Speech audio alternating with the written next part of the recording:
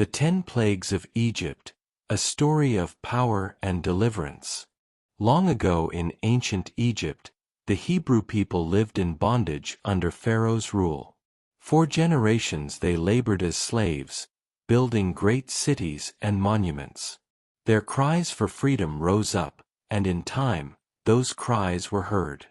God called upon Moses to return to Egypt and lead his people to freedom. Moses, together with his brother Aaron, stood before Pharaoh with a simple message, "Let my people go." But Pharaoh's heart was hard. He refused, and so began a demonstration of divine power. 10 signs that would reveal sovereignty over all the earth. The Nile turns to blood. Aaron stretched out his staff over the waters, and the great Nile turned to blood. The fish died, the water became foul, and Egyptians could not drink from their sacred river. For 7 days this sign remained, yet Pharaoh's heart was unmoved. The frogs. The land became covered with frogs, into houses, bedrooms, ovens, and kneading bowls. They were everywhere, a living blanket upon the land. Pharaoh promised freedom if they were removed. Moses prayed, the frogs died in great heaps, but when relief came, Pharaoh hardened his heart once more. The gnats.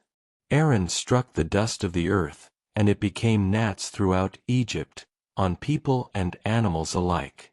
Even Pharaoh's magicians admitted, "This is the finger of God." Yet Pharaoh would not listen. The flies. Swarms of flies filled Egyptian houses and covered the ground. But in Goshen, where the Hebrews dwelt, there were no flies. This distinction showed these were not natural events, but purposeful acts. Again Pharaoh promised freedom, and again he broke his word. The livestock disease.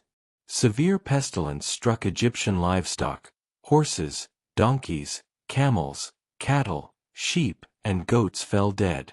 Yet not a single animal belonging to the Israelites died. Still, Pharaoh remained stubborn. The boils. Moses took soot from a furnace and threw it into the air. It became fine dust, causing painful boils on people and animals throughout Egypt. Even Pharaoh's magicians could not stand before Moses because of the boils. But Pharaoh would not relent. The hail. Moses stretched his staff toward heaven, and thunder and hail fell upon Egypt, the worst storm the land had ever seen. Fire flashed in the hail, striking down everything in the fields. Only in Goshen was there no hail. Pharaoh admitted his sin and begged for relief, but when the storm ceased, he again hardened his heart. The locusts. Wind brought locusts in such numbers they covered the land until the ground could not be seen. They devoured every plant the hail had left. Egypt was stripped bare. Pharaoh's officials pleaded with him to relent, but though he briefly wavered, he soon changed his mind again. The darkness. Thick darkness fell over Egypt for 3 days, a darkness so deep it could be felt. People could not see one another or move from their places. Yet the Israelites had light in their dwellings. This darkness symbolized the separation between the two peoples. The death of the firstborn. Moses warned of one final plague. At midnight, death would pass through Egypt, taking the firstborn of every household, from Pharaoh's palace to the prisoner's cell.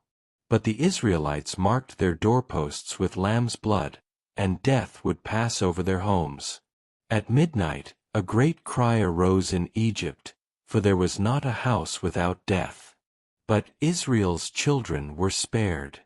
Finally, Pharaoh summoned Moses by night and said, "Go, serve your God.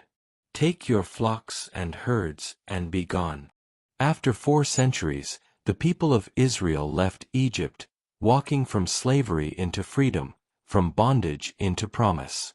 The 10 plagues had demonstrated that no earthly power stands above the divine, and that justice, though sometimes delayed, ultimately prevails.